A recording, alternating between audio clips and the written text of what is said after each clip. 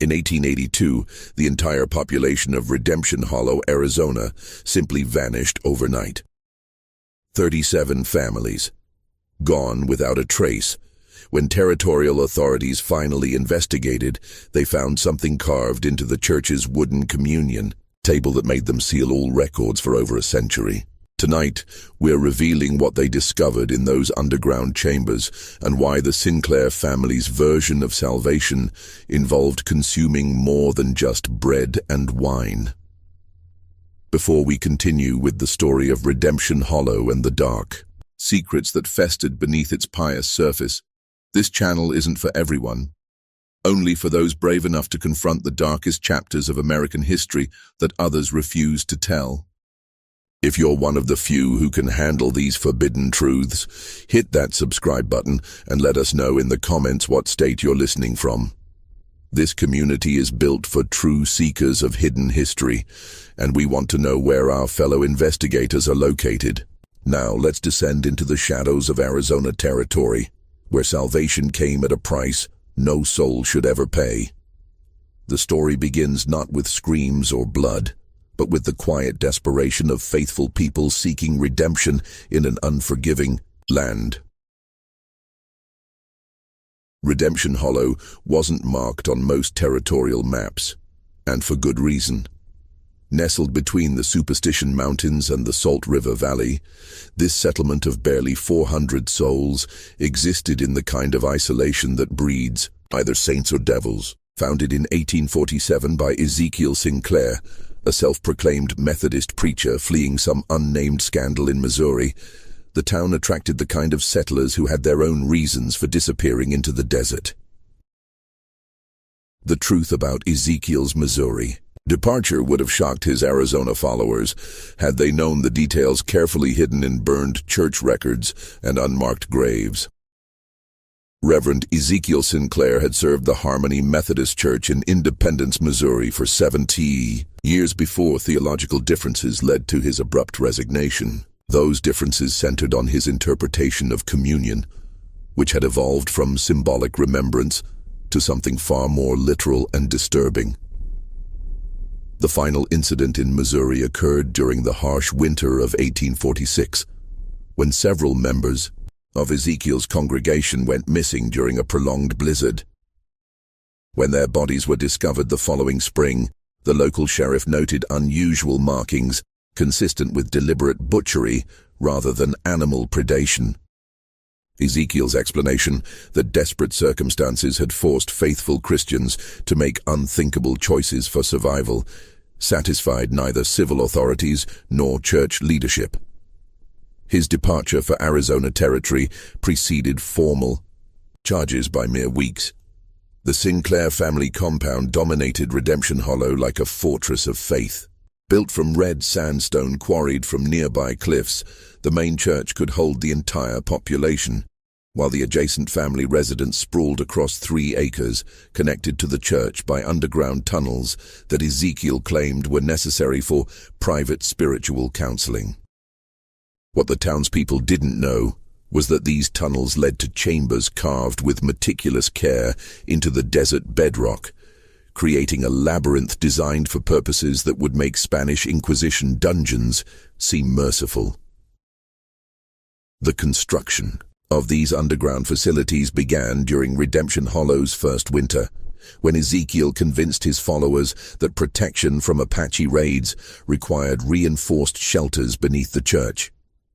Working in shifts to maintain secrecy, teams of men excavated tons of rock and sand, creating chambers connected by narrow passages that could be sealed from the inside. The official purpose was community defense.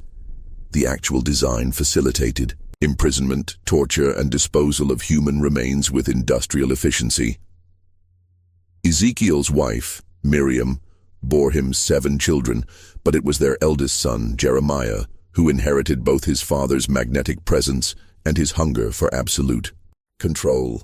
Even as a child, Jeremiah displayed an unsettling combination of intelligence and cruelty, organizing elaborate games among the settlement's children that invariably ended with someone being punished for imaginary transgressions. By adolescence, he'd begun assisting his father with special counseling sessions in the underground chambers, showing an intuitive understanding of psychological manipulation that impressed even Ezekiel.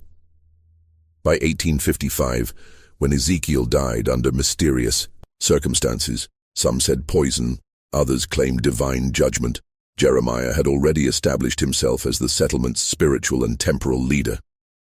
At 26, he possessed the kind of dark charisma that could make murder sound like mercy, backed by an organizational mind that transformed his father's sporadic violence into systematic elimination of threats to Sinclair authority. The population of Redemption Hollow consisted primarily of failed prospectors, widowed homesteaders, and religious refugees from various Eastern denominations. They came seeking gold or God, often settling for survival. The Apache raids of the 1850s had left many families broken, desperate for protection that only the Sinclairs seemed capable of providing. What they received instead was subjugation disguised as salvation, enforced through a combination of economic dependence and carefully orchestrated terror. Jeremiah's interpretation of Methodist doctrine bore little resemblance to Wesley's teachings. He preached that sin was a physical contamination that could only be purged through increasingly extreme acts of penance. Minor transgressions required public confession and fasting. More serious sins demanded isolation in the purification chambers beneath the church. But for those guilty of what Jeremiah deemed abominations against the divine order, only complete spiritual cleansing could save their souls, and the souls of the entire community. The town's economy depended entirely on the Sinclair family's mysterious wealth. They owned the general store, the grain mill, and the only well that never ran dry, even during the worst droughts. Jeremiah claimed this prosperity was proof of divine favor, but the source of their capital remained carefully hidden. Property deeds and business records showed a pattern of acquisitions that coincided precisely with the disappearances of previous owners, suggesting that murder had been profitable as well as spiritually satisfying for the Sinclair family. October 13th, 1858, a date that would forever divide Redemption Hollow's history into before and after. Thomas Crawford, a traveling merchant from Tucson, arrived with a wagon full of supplies and questions that should have remained unasked. Crawford had been trading throughout the territory for 15 years, and he possessed the kind of practical skepticism that comes from seeing humanity at its worst. He noticed things others missed, and what he noticed in Redemption Hollow filled him with unease. Crawford's practiced eye immediately detected the subtle signs of a community living under systematic oppression. The settlement seemed prosperous enough, but he observed children who flinched when adults spoke too loudly, women who hurried past the church with downcast eyes, and men whose conversations ceased abruptly whenever strangers approached. Most disturbing were the families he'd traded with the previous year, who were nowhere to be found, their homes occupied by nervous newcomers who claimed the previous residents had moved on to better opportunities. The merchant's first mistake was asking direct questions about these missing families. When he inquired about the Pattersons, who'd purchased significant quantities of farming supplies just 6 months earlier, he was told they'd received urgent word of inheritance opportunities in California and departed immediately. The explanation satisfied most listeners, but Crawford noticed that the Patterson children's belongings remained in their former home, including a beloved doll that no 6-year-old girl would abandon willingly. Crawford's second mistake was expressing skepticism about Jeremiah's increasingly elaborate sermons regarding divine judgment and purification. During his 2-day stay, he attended Sunday service and witnessed the preacher deliver a theological discourse that transformed Christian doctrine into something unrecognizable. Jeremiah spoke of communion as literal consumption of sin, of purification through fire and blade, and of the chosen few who were called to cleanse the world through sacred consumption. The Lord commands us to be fishers of men, Jeremiah proclaimed from his pulpit, his voice carrying the hypnotic cadence that held his congregation spellbound. But fishing requires proper preparation of the catch. The contaminated flesh must be purged of sin before it can nourish the righteous. Those who resist this purification endanger not only their own souls, but the spiritual welfare of our entire community. Crawford's final mistake was discovering the narrow cellar door hidden behind the church's altar during an evening when he'd sought shelter from a sudden sandstorm. The merchant had intended merely to wait out the weather in the church vestibule, but his curiosity was aroused by sounds echoing from beneath the building, sounds that resembled human voices raised in distress rather than prayer. What Crawford found in that underground chamber would haunt his final hours and create the first documented evidence of the Sinclair's true nature. The room was carved directly from the bedrock, its walls lined with iron shackles and peculiar drainage channels that led to a central depression. The floor bore stains that no amount of scrubbing could remove, and the air reeked of something far worse than death. It carried the stench of deliberate desecration, of human dignity systematically destroyed through ritualized torture.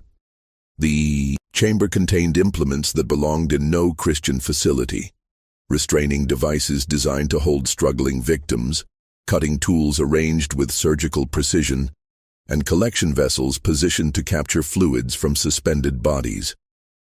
Carved into the stone walls were biblical verses, but twisted to justify unspeakable acts. Take, eat, this is my body, and he that eateth my flesh and drinketh my blood dwelleth in me. But it was the wooden table at the chamber's center that revealed the full horror of Redemption Hollow's secret. Carved into its surface were 31 names, each accompanied by a date and a single word: cleansed. The most recent entry, dated just 2 weeks prior, belonged to the Patterson family. All 4 members, including their 6-year-old daughter Sarah, whose doll still sat on her former bedroom windowsill. Crawford's discovery lasted perhaps 10 minutes before Jeremiah's voice echoed through the chamber like thunder from a vengeful God. "Brother Crawford, you seem to have lost your way." The preacher emerged from the shadows with 3 other men, Marcus Samuel and church deacon William Hayes, their faces bearing the kind of calm that accompanies absolute certainty. "But perhaps this is divine providence. Perhaps your soul too requires cleansing." The merchant tried to flee, but the underground passages formed a maze designed to prevent escape. His captors pursued him through tunnels that connected to chambers even more horrifying than the first, including preparation rooms where human remains were processed with the same care other communities applied to livestock slaughter. Crawford's screams echoed through the labyrinth as he realized the true purpose of Redemption Hollow's prosperity. The Sinclairs had created an efficient system for murdering travelers and transforming their deaths into both spiritual justification and economic profit. The merchant's screams echoed through the tunnels for 3 days and nights. Though the townspeople were told, he suffered from desert fever and required intensive spiritual healing. Those brave enough to pass near the church during those October nights reported hearing sounds that no human throat should make, punctuated by Jeremiah's voice reading scripture in languages that predated Christianity, mixed with what sounded like surgical procedures conducted without anesthesia. On the 4th morning, Jeremiah announced that Brother Crawford had achieved complete spiritual purification and departed for California, carrying letters of introduction to fellow believers. His wagon and horses were seen leaving town just after dawn, driven by a figure bundled against the morning chill. But Sarah Mackenzie, whose insomnia had her watching from her kitchen window, swore the driver's movements seemed wrong somehow. Too stiff, too deliberate, like a marionette controlled by unseen strings. Crawford's departure marked the beginning of a new phase in Redemption Hollow's descent into darkness. What had been occasional disappearances became a monthly ritual, timed with the lunar cycle and justified by increasingly elaborate theological explanations that turned murder into sacrament and cannibalism into communion with the divine. Years following Crawford's spiritual departure saw Redemption Hollow transform from a struggling frontier settlement into something that existed beyond the reach of territorial law or Christian conscience. Jeremiah's power grew with each missing soul, his sermons evolving into mesmerizing displays of theological manipulation that convinced his followers they were participants in divine justice rather than witnesses to systematic murder.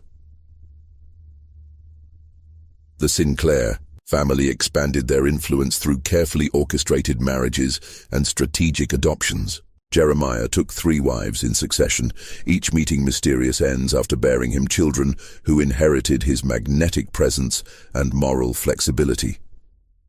His siblings, Marcus, Ruth, Rebecca, and young Samuel, formed an inner circle of absolute loyalty, each managing different aspects of what outsiders might call a criminal enterprise, but they considered sacred duty. Marcus, the eldest brother at 34, oversaw the trials that determined which settlers required spiritual cleansing. These proceedings took place in the main church during new moon nights, when darkness concealed the participants' faces and muffled their voices. The accused, always newcomers or those who questioned established authority, faced charges, ranging from adultery and theft to the more nebulous crimes of spiritual contamination and divine rebellion. The trials followed a perverse parody of legal procedure that gave legitimacy to predetermined conclusions. Marcus served as prosecutor, presenting evidence that was invariably fabricated but delivered with the conviction of absolute truth. Witnesses testified to sins they claimed to have observed, usually in dreams or visions that revealed the accused's hidden corruption. The jury consisted of church members whose own survival depended on their willingness to condemn others, creating a system where mercy was literally a death sentence for those who showed it. Ruth, now 28 and possessed of an accountant's mind for detail, managed the practical aspects of disappearances.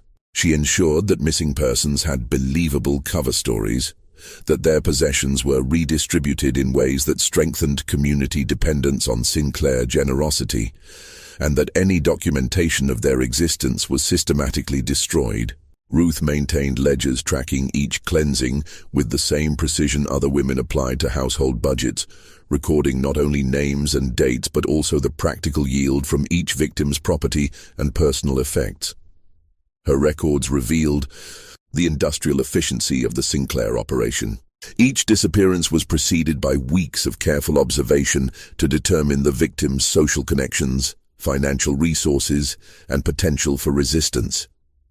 Families with children were targeted during school periods when the young ones could be easily controlled.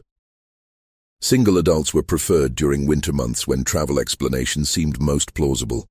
Even the timing of departures was calculated to coincide with stagecoach schedules and seasonal migration patterns. Rebecca, the youngest daughter at 25, served as the family's spiritual interpreter, crafting theological justifications for increasingly extreme acts. She claimed to receive divine visions that revealed the hidden sins of community members and the specific purification rituals required for their salvation. Her prophecies always seemed to target those who possessed valuable property or posed potential threats to Sinclair authority, but her delivery was so compelling that even skeptics found themselves questioning their doubts. Rebecca's theological innovations transformed cannibalism from desperate survival into sacred communion. She preached that consuming the flesh of the spiritually contaminated allowed the righteous to absorb and neutralize their sins, preventing the spread of corruption throughout the community. This doctrine justified not only murder, but the careful preparation and distribution of human remains as sacred elements in monthly covenant meals that bound the entire settlement in shared guilt. Young Samuel, barely 14 when Crawford disappeared, showed the most disturbing aptitude for the family's dark calling. While his older siblings managed the logistics of murder, Samuel displayed an intuitive understanding of psychological manipulation that allowed him to identify potential victims weeks before formal accusations began. He possessed his father's charisma without the pretense of moral struggle, embracing evil with the pure enthusiasm of youth, uncorrupted by conscience or doubt. Samuel's specialty was recruiting children into the family's inner circle through a combination of bribery, threats, and careful grooming that normalized violence as divine service. He organized youth activities that included mock trials and punishment ceremonies, teaching the settlement's children to view suffering as necessary purification and to report suspicious behavior among their own families. By 1865, Samuel commanded a network of juvenile informants who provided detailed intelligence about every household in Redemption Hollow. The underground chambers beneath the church expanded during this period, creating a labyrinth of purification rooms designed for different types of spiritual cleansing. Some chambers contained only shackles and drainage channels for traditional interrogation and execution. Others held more specialized equipment for extracting confessions or prolonging suffering in the name of thorough soul cleansing. The newest additions included preparation facilities where human remains were processed for consumption, equipped with cutting tables, preservation equipment, and cooking facilities that would have impressed professional butchers. But it was the Covenant chamber that revealed the full extent of Redemption Hollow's corruption. Here, the Sinclairs practiced their most blasphemous innovation: the transformation of murder victims into communion elements for their monthly covenant meals. What began as symbolic cannibalism evolved into literal consumption, justified by twisted interpretations of Christ's sacrifice and the need for complete spiritual unity among the faithful. The monthly covenant meals became elaborate ceremonies that combined religious ritual with community feast. Jeremiah would begin with sermons explaining the theological necessity of consuming sin through the flesh of the contaminated, while Ruth supervised the preparation of sacred elements in the underground kitchens. Rebecca led prayers of gratitude for the souls whose sacrifice enabled the community's purification, and Samuel organized the younger participants to ensure their enthusiastic participation.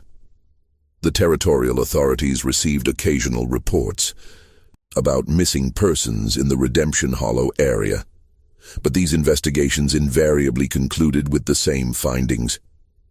People moved frequently in frontier Arizona, record-keeping was poor, and Apache raids accounted for many disappearances. The Sinclairs' careful documentation of each victim's departure and their generous contributions to territorial officials ensured that deeper inquiries were politely discouraged. By 1870, Redemption Hollow had achieved an equilibrium of terror that satisfied both the Sinclairs' appetites and the community's need for survival. The settlement prospered economically.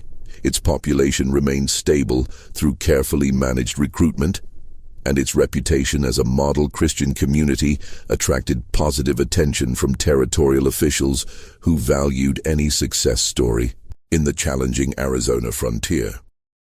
By 1876, Redemption Hollow had achieved a reputation throughout Arizona Territory as a model Christian community where crime was unknown and prosperity blessed the righteous. Travelers praised the settlement's hospitality and the Sinclair family's charitable work among struggling pioneers. What they didn't realize was that this paradise had been built on a foundation of carefully concealed bones and sustained by the systematic elimination of anyone who threatened its dark equilibrium. The catalyst for change arrived in the form of Margaret Riley, a 24-year-old schoolteacher from Boston whose Eastern education and independent spirit marked her as dangerous from the moment she stepped off the stagecoach. Margaret had come west following her fiancé's death in Dazitadiu, a mining accident, seeking to rebuild her life through service to frontier children. Her references were impeccable, her demeanor modest and devout, and her savings sufficient to make her self-sufficient. qualities that made her both valuable and threatening to the Sinclair hierarchy.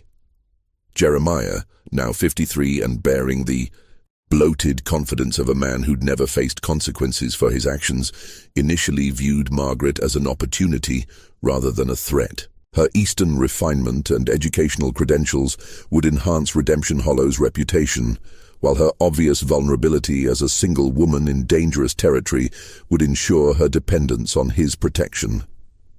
What he failed to recognize was the steel beneath her proper Victorian exterior and the analytical mind hidden behind her gentle demeanor. Margaret's first weeks in Redemption Hollow passed without incident. She established her school in the church's upper room, taught reading and arithmetic to 37 children, and attended Sunday services with appropriate reverence. But her training in rational inquiry and her natural empathy for suffering made her notice discrepancies that long-time residents had learned to ignore. The children spoke of missing playmates with a matter-of-fact acceptance that chilled her.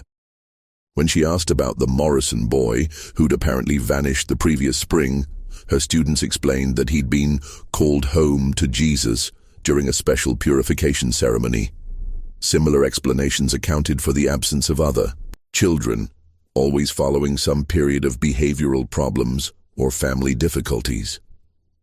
More disturbing were the subtle signs of malnutrition and psychological trauma among her students.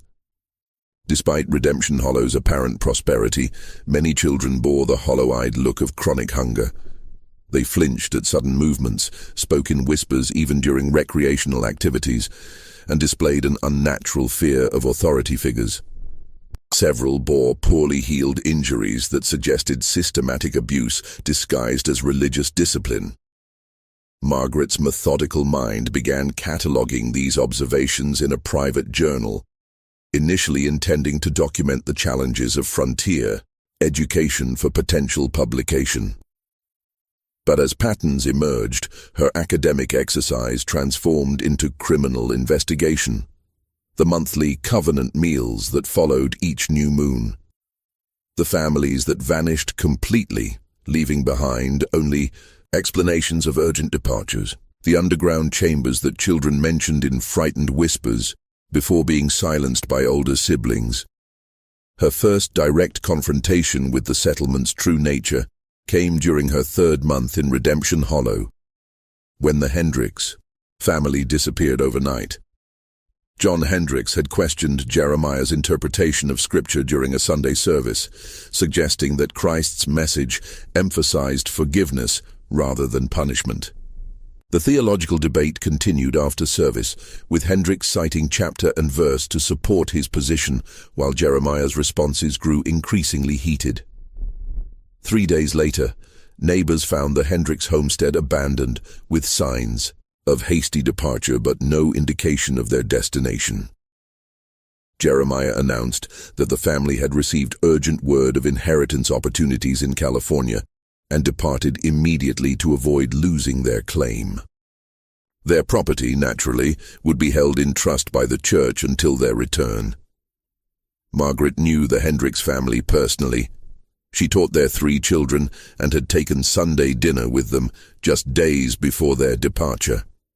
She also knew that John Hendricks had recently broken his leg in a farming accident and could barely walk, let alone undertake a journey to California. When she expressed these concerns to other community members, she was met with nervous silence or gentle suggestions that Eastern ladies sometimes misunderstood frontier realities. Margaret's investigation might have ended with cautious speculation, if not for the discovery that transformed her from curious observer to desperate fugitive. While organizing her classroom after a particularly difficult day with increasingly frightened students, she knocked over a loose floorboard that revealed a child-sized hiding space beneath. Inside, wrapped in oilcloth and hidden with the desperate care of someone expecting death, was a journal belonging to 12-year-old Billy Morrison, the boy whose disappearance her students had explained with such disturbing acceptance.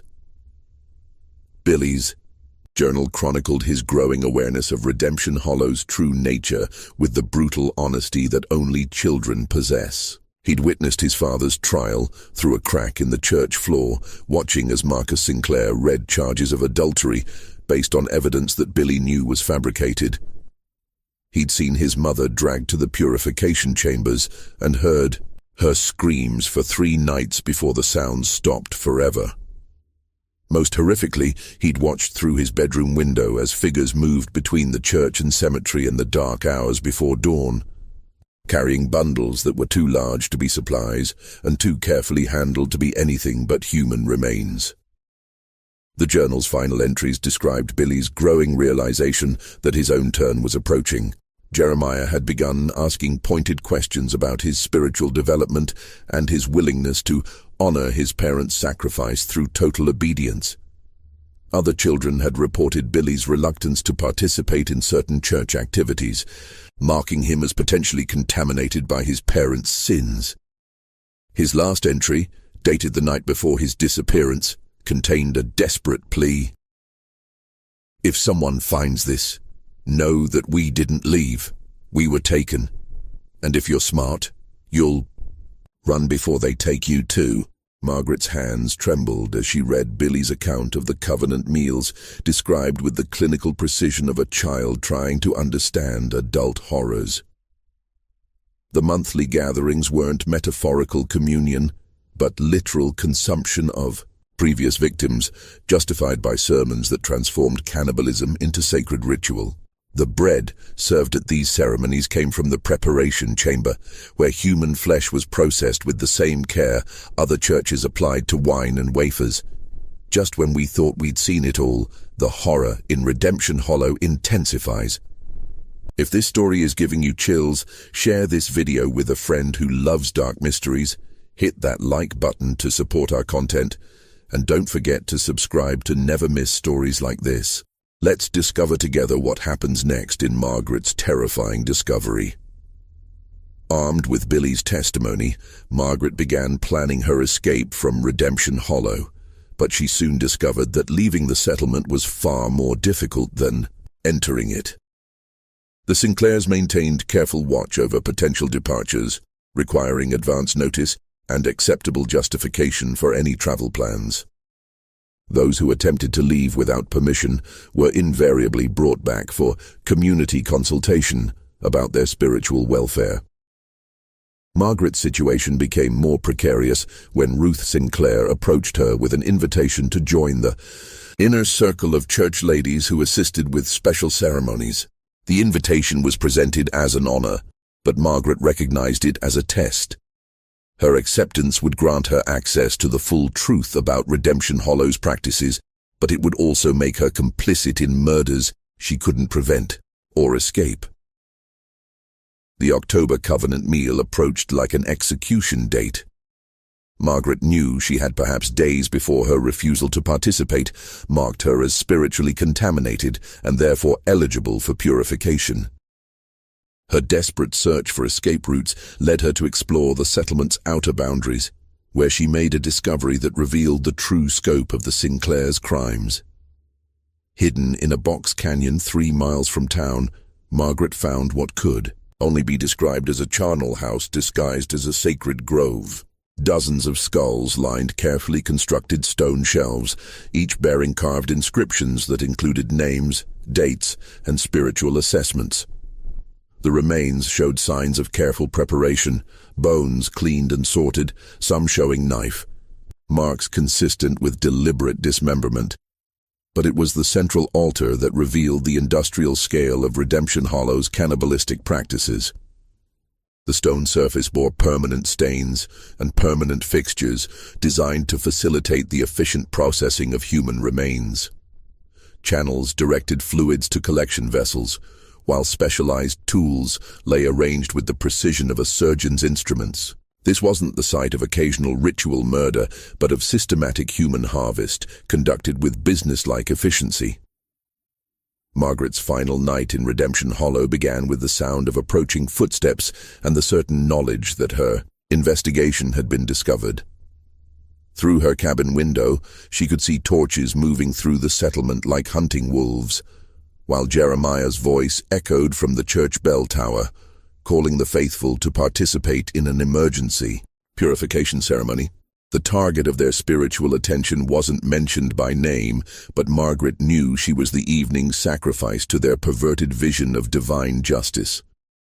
The confrontation that would either save Margaret Riley or add her name to the wooden communion table began at midnight on October 30th, 1876, when the last rational soul in Redemption Hollow barricaded herself in the schoolhouse and waited for the inevitable assault. Through the windows, she could see the entire settlement moving with the coordinated precision of a predatory pack, their torches creating a ring of light that gradually contracted around her refuge like a noose tightening around condemned flesh. Jeremiah's voice boomed across the settlement, no longer bothering with the pretense of reasonable discourse. The mask of benevolent spiritual authority had fallen away completely, revealing the megalomaniacal cannibal who had spent decades justifying murder as divine service.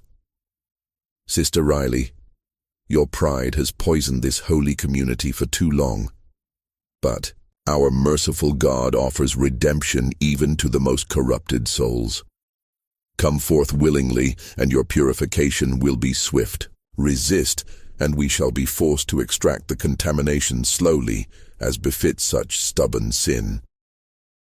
Margaret had used her final hours of freedom to document everything she'd learned about the Sinclair family's crimes, creating multiple copies of Billy Morrison's journal and her own observations. She'd hidden these documents throughout the schoolhouse and buried additional copies in locations around the settlement, hoping that if she couldn't escape to carry the truth beyond Redemption Hollow's borders, perhaps evidence would survive to expose the horror when outsiders eventually investigated her disappearance. Her response to Jeremiah's ultimatum echoed through the settlement with the clear diction of a trained educator, addressing particularly stubborn students. I know what you are, Jeremiah Sinclair. I know about the 37 souls whose names are carved in your chamber of horrors. I know about Billy Morrison, the Hendricks family, Thomas Crawford, and all the others you've murdered and consumed in your blasphemous ceremonies. And I know that God's true judgment awaits you. Not in your perverted rituals, but in the eternal damnation reserved for those who corrupt His word to justify their cannibalistic appetites. The attack began with false offers of mercy and escalated to threats of communal punishment. Marcus Sinclair announced through a speaking trumpet that Margaret's refusal to submit was endangering the spiritual welfare of the entire settlement, particularly the children under her care. If she continued to resist, the purification ceremony would expand to include any students who might have been contaminated by her Eastern corruptions and rebellious questioning of established spiritual authority. You hear that, Miss Riley? Samuel Sinclair's young voice carried a chilling enthusiasm that made his threats even more disturbing. Little Emma Patterson is standing right here beside me, and she's crying because she's afraid you've made her soul dirty with your wicked thoughts. Don't you think she deserves to be cleaned properly? We could start with her if you prefer. Children purify so much faster than stubborn adults. This threat broke Margaret's resolve to remain passive. She'd spent 3 months watching the systematic destruction of innocence in Redemption Hollow, documenting crimes that would horrify civilized society while feeling powerless to prevent them. But the prospect of children suffering for her defiance transformed fear into fury, and she decided that if death was inevitable, she would at least force the Sinclairs to reveal their true nature before witnesses who might survive to testify. Margaret's reply cut through the night air like a blade of righteous judgment. You want to talk about contamination, Jeremiah? Let's discuss the real source of corruption in this settlement. Tell your followers about Missouri. Tell them about the church members you butchered during that blizzard. Tell them about your father's first taste of human flesh and how it awakened, an appetite that's been growing ever since. Tell them how you've convinced them to become cannibals by calling murder purification and cannibalism communion. The theological challenge struck Jeremiah like a physical blow, not because it threatened his power, but because it exposed the fundamental contradiction at the heart of his delusion. For nearly 30 years he'd convinced himself that cannibalistic murder represented divine service, that consuming the flesh of the innocent purified his own corrupted soul. Margaret's words forced him to confront the possibility that his entire adult life had been dedicated to serving evil while believing he served God.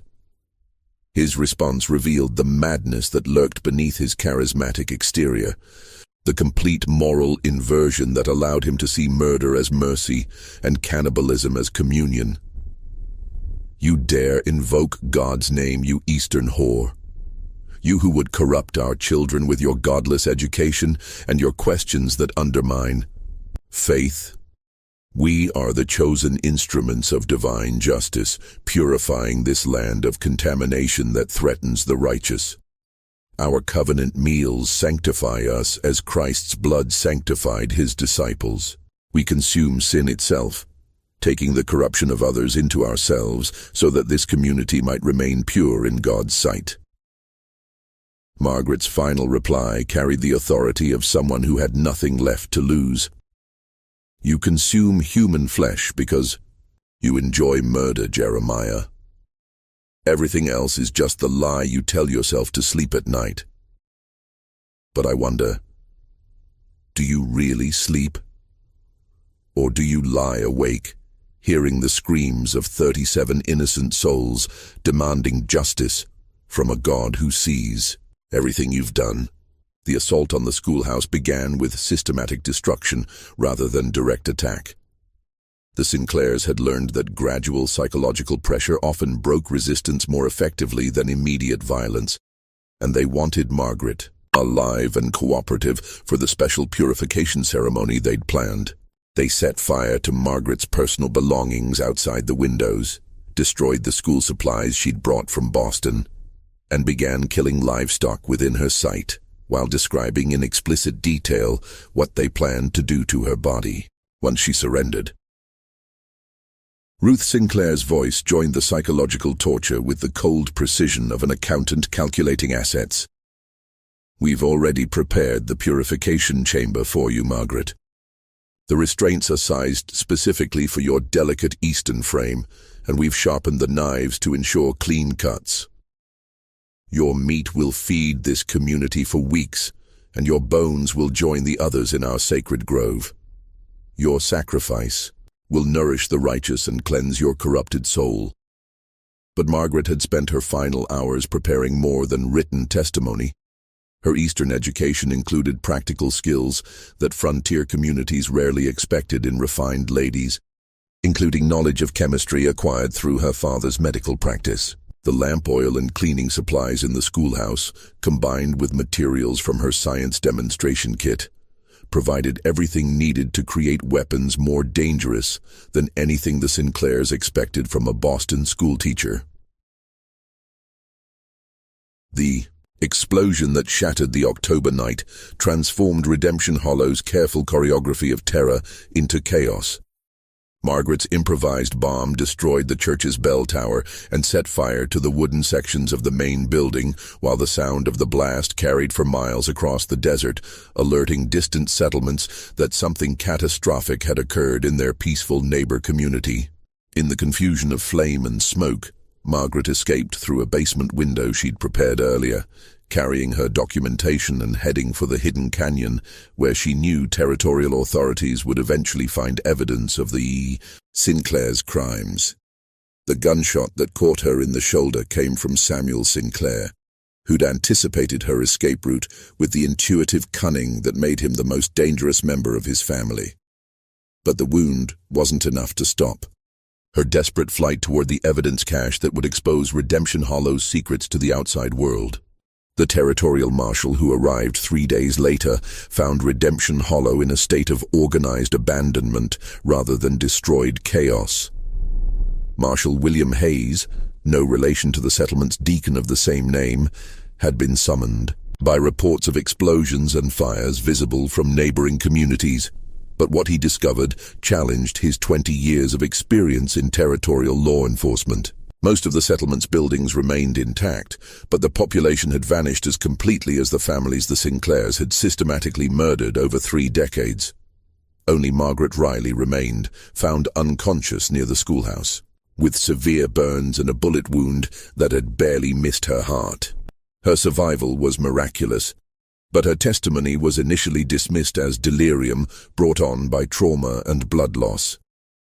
The story she told of systematic cannibalism disguised as religious ceremony, of underground chambers designed for torture and murder, of an entire community complicit in decades of ritualized consumption of human flesh, seemed too horrific for rational consideration.